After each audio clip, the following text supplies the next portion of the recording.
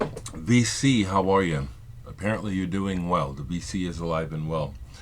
Lots of activity. I'm missing a lot of it, but I'm aware that it's going on. I see that people are posting videos, and people are getting together and meeting each other, and that's a good thing. It's Friday again, the 12th of August.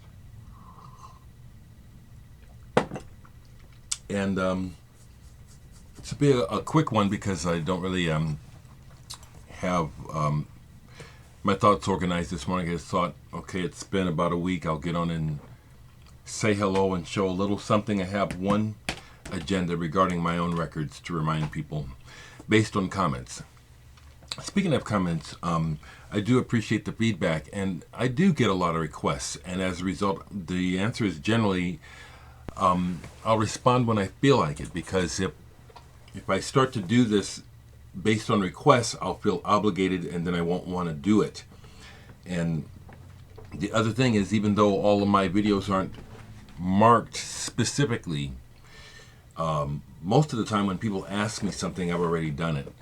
Like I've already shown my Japanese collection, which is YMO. I'm not into Japanese pop. I'm into the band Yellow Magic Orchestra and their projects. So I've shown that, and if you do a search of my channel, I think you can find that, YMO. Someone else had asked me to talk about Lonnie Liston Smith. Well, I don't have any Lonnie Liston Smith records. He's one of those artists that whenever I've encountered his music, it didn't do anything for me. I have a single. So his flavor just has never caught me. I've never bought a record by the man. Some other stuff, just generally, life is interesting. Life is good. I'm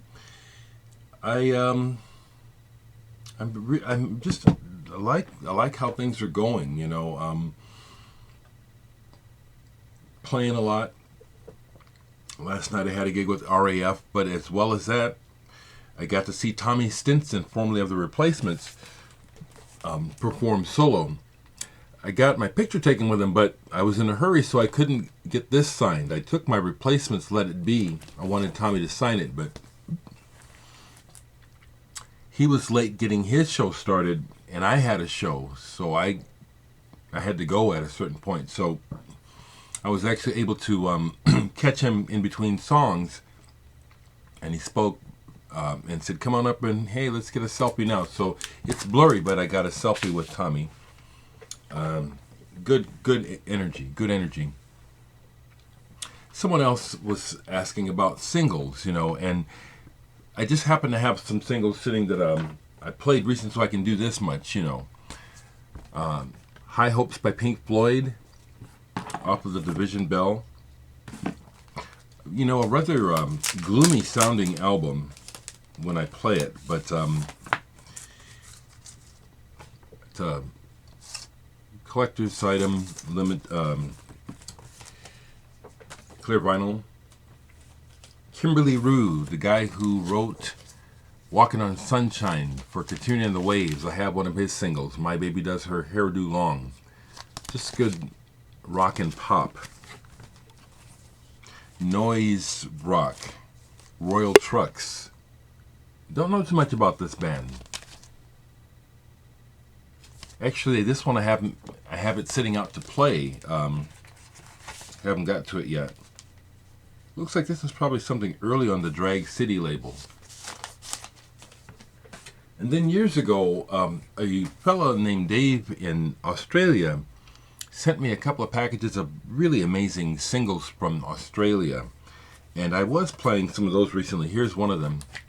He personalized them by illustrating and giving me information on the records on the sleeves. But Master's Apprentice, the song in particular, is Living in a Child's Dream. Really good stuff.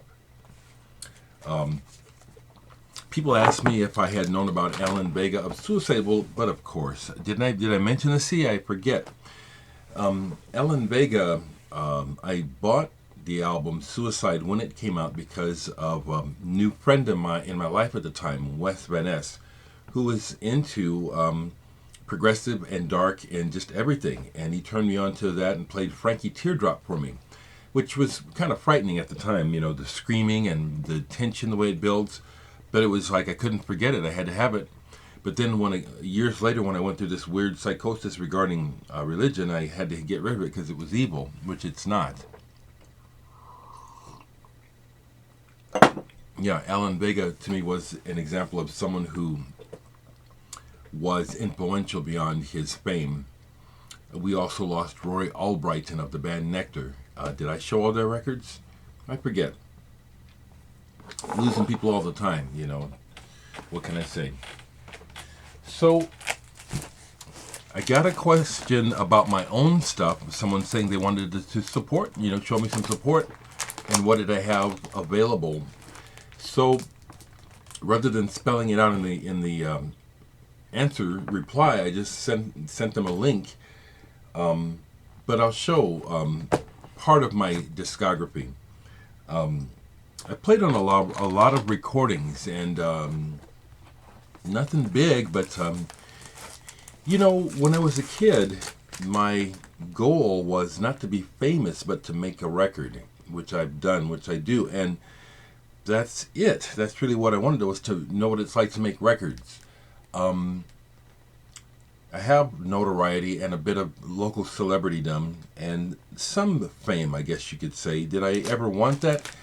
I was fascinated by it by looking at the Beatles as a child. But the more that I've dissected it and learned about fame over the years, it's like it's a hollow. It's empty.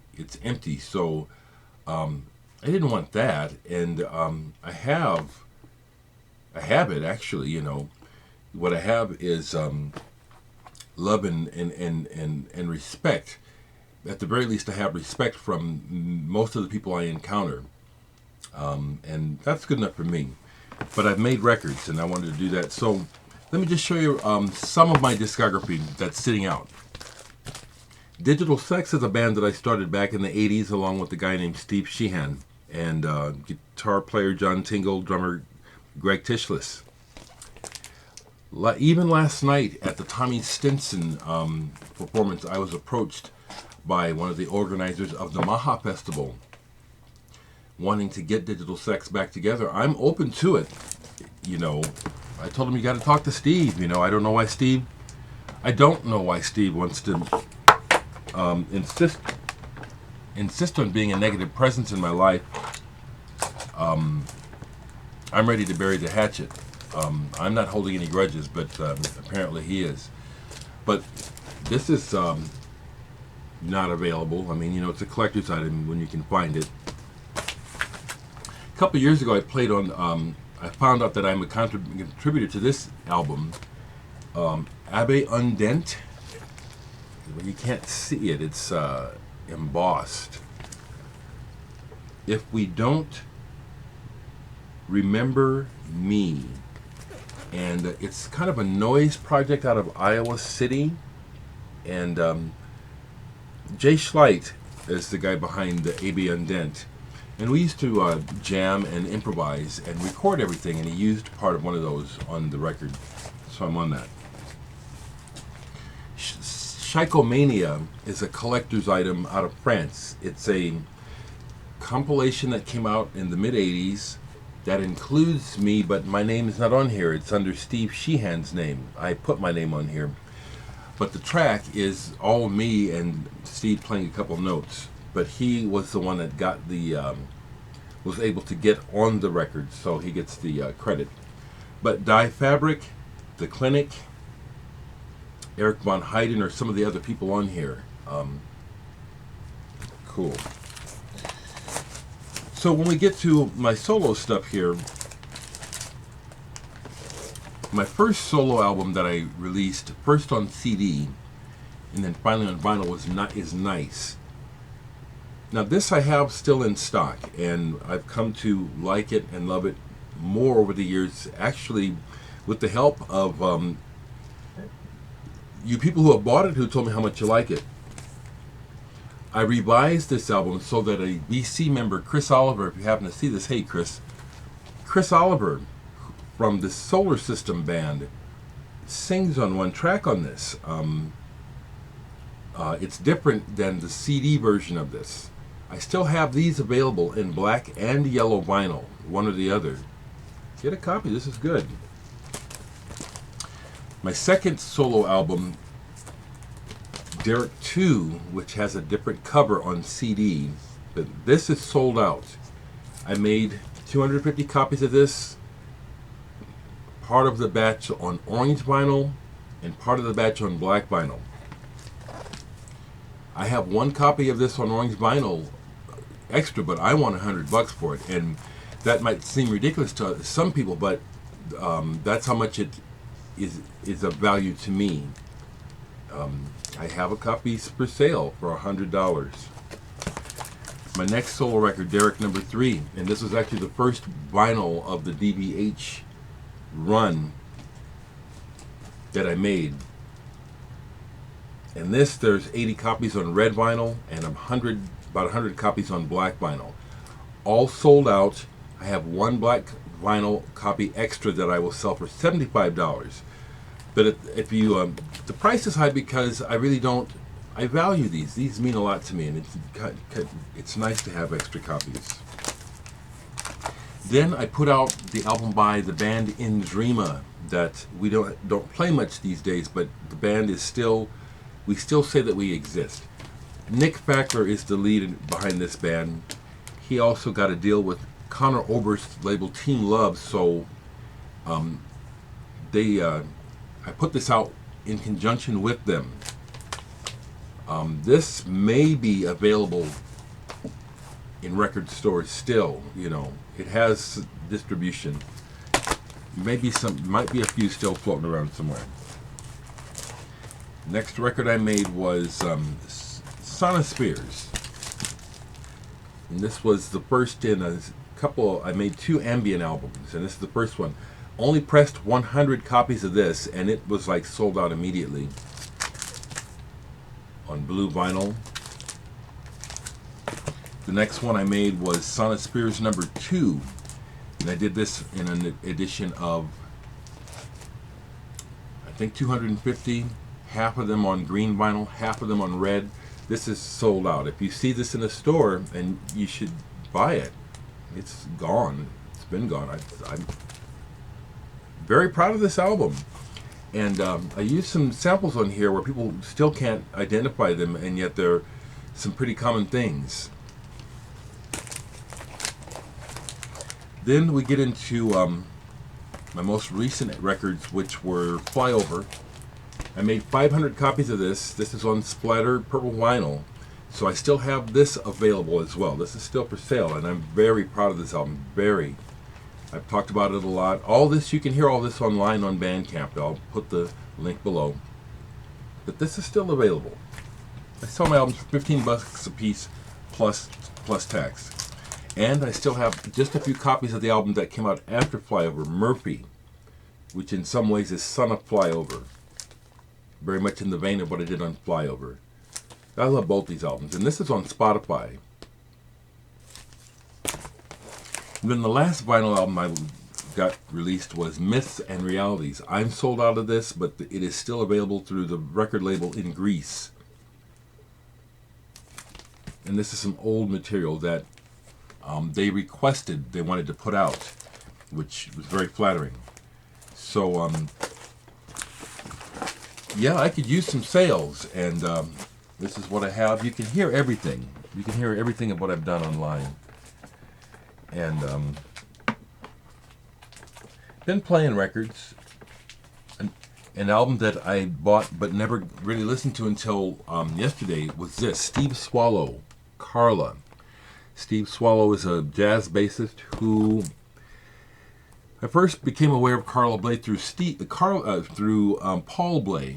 They were a couple for a while. Apparently these guys were a couple for a while. I don't know if they still are, but when I first bought this and put it on, the first track is a bluesy kind of love piece for Carla, which I thought was just okay, but I listened to the whole album yesterday, and this is really good. Some good players on here. Hiram Bullock, Victor Lewis, Don Elias, Carla Bley on here. Read My Lips on the end of side one on this is just fantastic, and I'm glad I finally got to it.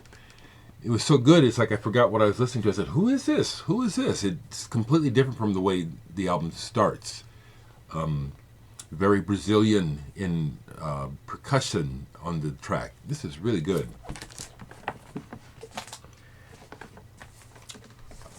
Flower Traveling Band, Japanese rock band. Satori is the album that you often see people show by them, which I have, but this is another album of theirs, double album. Originals of this come in a leather bag. This is a reissue, simulation of it with the album inside. Kind of a heavy rock band that I think in some ways were influenced or inspired by Led Zeppelin and bands of that ilk, but they don't really sound like them. It's kind of hard to describe. I think this is really good though. Makeup. Hard rock is the right word. Hadn't played any Keith Jarrett in a long time, so I put on Death in the Flower. I saw Keith Jarrett in concert right about the time this came out in the 70s with Dewey Redman, Charlie Hayden, and Paul Motion. I've forgotten how beautiful this album is. Keith Jarrett has released so many albums, you can kind of get to the point where it seems like, they all kind of blend together, but they really don't. And this is a beautiful, wonderful album. Hadn't played this for decades. I don't know how long it's been. And it still chills me. This album inspired me to start the band Digital Sex. Joy Division, Unknown Pleasures. This is the first edition. You can't see through it. This is a black one where you can't hold up to the light, but I bought this in 79 when it came out. This is the first edition with the textured cover. This album still gives me chills.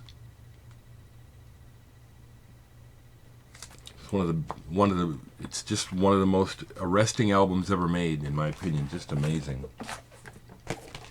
Mark Johnson, Bass Desires. This is killer with Bill Frisell and John Scofield on guitars on this album. This is a high watermark for ECM, in my opinion. Great album. Great album. Curved Air. Aircut. Progressive rock band that's been through many changes. They're back. You're back going again. This is not the album that Stuart Copeland of the Police made with them. This is not. But this is the album that Eddie Jobson is on when he was still a teenager. Eddie Jobson, because he was in the bands UK, Roxy Music, many other bands. I like this album. This was more on the commercial side compared to the other Curved Air albums. But, you don't blame them. They needed record sales, so they were trying to find a way to reach a bigger audience. It's a good album. I forget who sent this to me, but someone in the VC sent this to me. E. Timer, Ice Cold Pop. And what we have here is a duet between someone on electronics and double bass. It takes a while for it to get going. Seems like it's improvisation, there's no guarantees. But it finally comes together. It's like they finally find each other on both sides of this. This is pretty good. It just starts off tepid. It starts off like nothing's going to happen, and then it gets going. Last thing I'll show is another musician we lost in the recent past is Gato Barbieri. Here he is in duets with the pianist Abdullah Ibrahim, also known as Dollar Brand. And this is interesting because Gato could play hard when he wanted to. And so this is dark and kind of heavy. Confluence. Not real upbeat, but it's good. I'll leave the link below the video for those of you that don't have any of my vinyl and would like some. Please, I'm a working artist. This is what I'm doing. And the only social commentary I have is that when I turn on the news, and it's a habit, I just, I like radio, so I just have this habit of trying to turn it on and listen. I can't listen very long now because the world is really, truly insane. Everything is about the two political parties here in America. Everything, and everything is about speculation and about sensationalism. And what do you think? What do you think by means that?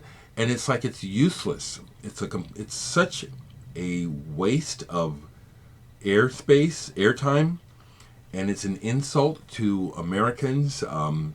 That I say it's an insult to us that they just talk to us like idiots, and a lot of people accept it, and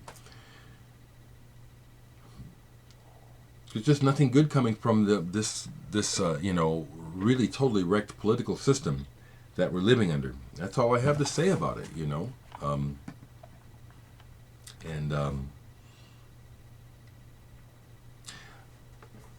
guess the last thing that's on my mind is I am pleased that I'm at the point where musicians that I admire and who I buy are my friends, and we interact on and off, because